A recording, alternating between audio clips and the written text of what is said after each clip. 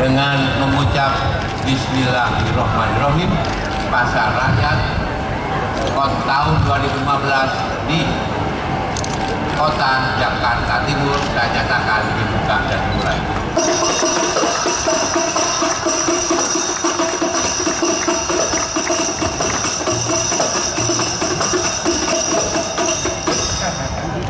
Iya, demikianlah Berapa ini?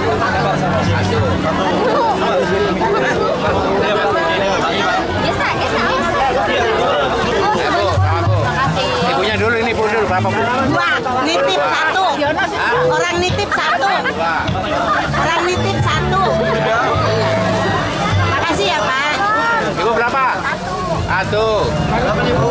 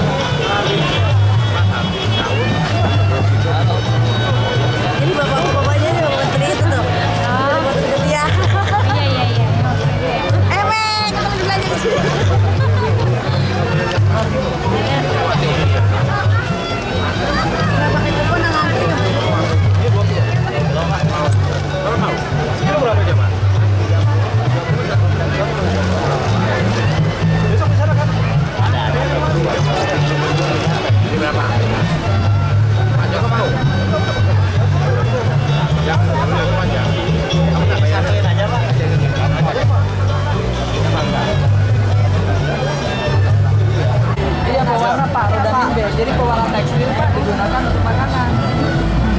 Yang roda nah ini pewarna kuning juga untuk tekstil juga Pak digunakan untuk makanan.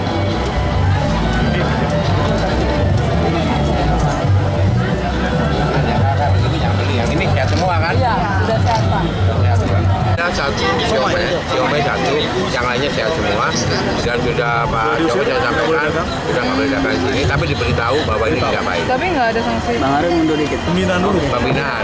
Kadang-kadang mereka jualan itu kan ambil dari apa broker atau dari pabrik gitu ya. Nah, supaya kita kasih tahu bahwa ini tidak baik. Tapi kalau yang lainnya Yang lain is oke. Is oke semua, udah cek semua, oke sehat semua begitu. Jadi silakan makan. Dan kita memang agak ketat ya untuk masuk seperti ini demi kesehatan warga kita, demi warga Jakarta ya, supaya warga Jakarta juga paham bahwa tidak semua makanan-makanan yang warnanya menarik, kemasannya bagus itu sehat untuk dimakan ya. Jadi masih banyak juga makanan tradisional yang kemasannya tidak begitu bagus, tapi dia sehat. Harganya lebih murah, rasanya lebih enak, lebih sehat ya. Jadi jangan ketipu dengan pewarnaan.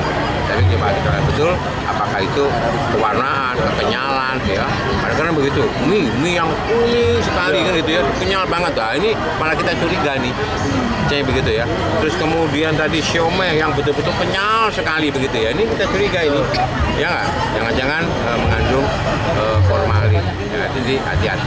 Pak untuk pasar murah ini Pak kan distributor dan produsennya naik dari tahun kemarin. Maksudnya naik apa?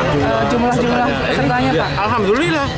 Alhamdulillah. Hanya saja kalau ini Jakarta Timur tadi sampaikan yang kupon itu khusus warga Jakarta Timur.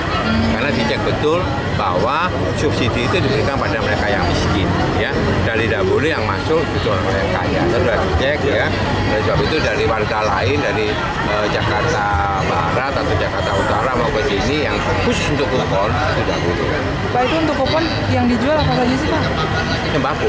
Sembako ya Pak ya? Itu wilayah lain juga seperti itu Pak.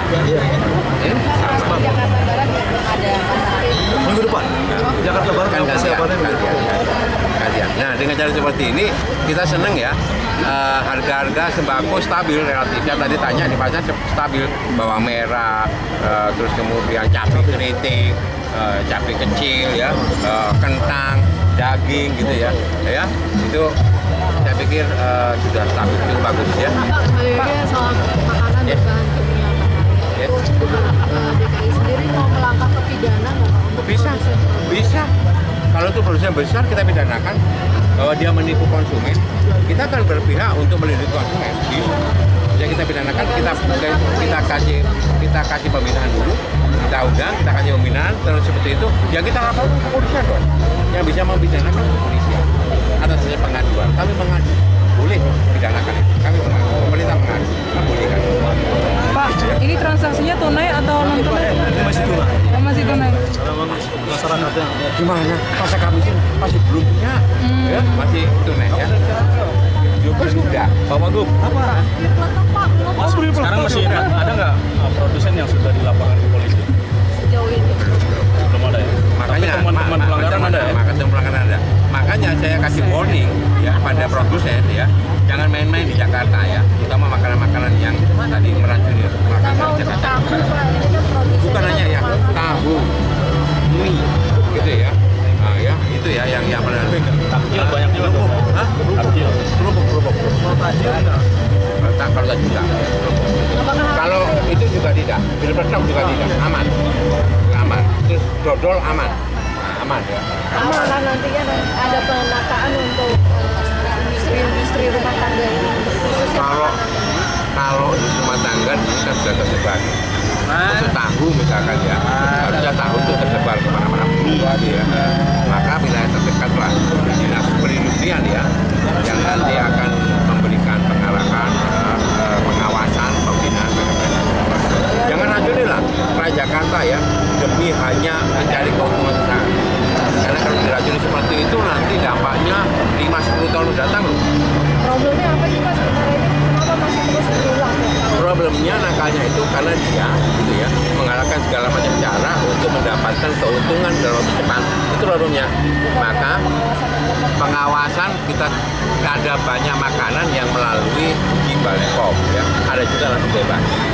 Kemarin misalkan es batu, es balok ya, es balok begitu, kan tidak mungkin itu kemudian dipipomkan, ya. Kecuali kalau dikasih seperti itu kita pisahkan grebek, ternyata betul es balok itu air kali, ya begitu ya. Hal seperti ini yang penting. Nah, oleh sebab itu sekarang penindakannya, sanksinya harus tegas. Karena yang bisa menindak adalah kepolisian, ya. Maka kalau sampai sudah mengkhawatirkan, kami akan lapor pengaduan. Boleh kan? Mewakili konsumen gitu, saya mengadu kepada kepolisian bahwa pabrik X ya, itu produksinya mengandung bahan berbahaya, bla bla bla. Oke? Untuk soal lagi memang fashion. Karena ini memang pasarnya untuk UKM atau produsen yang memang mau membantu masyarakat berpenghasilan rendah melakukan pemasaran di sini. Nah, dagang itu ada dua tipe. Ada yang memang dapat bantuan langsung dari si pelaku usaha. Ada juga yang sejenis tapi dia hanya diskon. Seperti minyak goreng. Itu di paket sembako ada. Tapi mereka juga kita beri kesempatan untuk berdagang dengan harga lebih murah. Gitu. Selisihnya ada yang 2.000 dan 3.000 satu item. Gula demikian. Gula di paket sembako ada juga. Ya kan? Tapi mereka boleh juga berdagang. Produsen lain boleh berdagang. Gitu. Pak, itu tadi ini semua masih non tunai, ada rencana untuk pakai e-money nggak Pak? Nah, karena ini kan sifatnya temporer. Sekali waktu, udah besok mungkin pindah di kecamatan mana gitu kan. Sehingga kalau mau dibikin e-money sekarang pedagang yang selama ini nggak menetap. Nah, nggak menetap pedagangnya. Karena kalau yang Himalaya sebaiknya yang menetap ya seperti Lengan Jakarta contohnya. Kenapa cuma 3 hari Pak? Kenapa nggak bikin dalam waktu tempo 1 minggu misalnya? Biar kita. Begitu ya. Gini, ini kan hanya stimulus untuk supaya masyarakat dapat mendapatkan barang yang lebih murah, tapi juga tidak mengganggu pasar secara umum.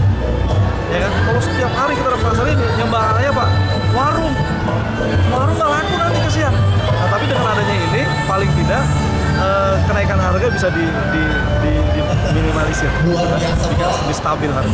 Itu intinya. Rencana akan ditambah harinya, Pak. Ini kan cuma 2 hari, kayaknya waktunya terlalu sempit atau gimana? Ya memang programnya seperti itu. Kita nggak boleh sepanjang hari seminggu. Kasihan warung sekitar sini nggak dagang. Kan kita juga mengamati bahwa masyarakat mungkin mendapatkan harga barang yang murah, tapi pedagang itu juga harus menjaga prioritas. Dan pada saat ada acara ini mereka nggak kurang pedagang, jadi cuma 2 hari lah. Yang penting harga dan juga stok barang di masyarakat dengan ada hari ini dia beli. Gitu. Pak, subsidi dari peserta bazar ini tuh berapa sih Pak subsidinya untuk? Beda-beda. Kalau contohnya untuk Aprindo itu setengah harga. Katakanlah yang 30.000 dijual itu sebenarnya harga itu 60.000. Yang 25.000 itu harga di pasar adalah 50.000. Nah itu kalau yang dari Aprindo. Tapi kalau dari pedagang-pedagang lain itu rata-rata 30%. 30%. Dari harga normal. Dari harga normal. Seperti juga dari Bulog, dari mana itu harga grosir semua. Jadi belum termasuk ongkos angkut, ongkos di pasar regulernya enggak. Sip? Sini, boleh makan. Ya.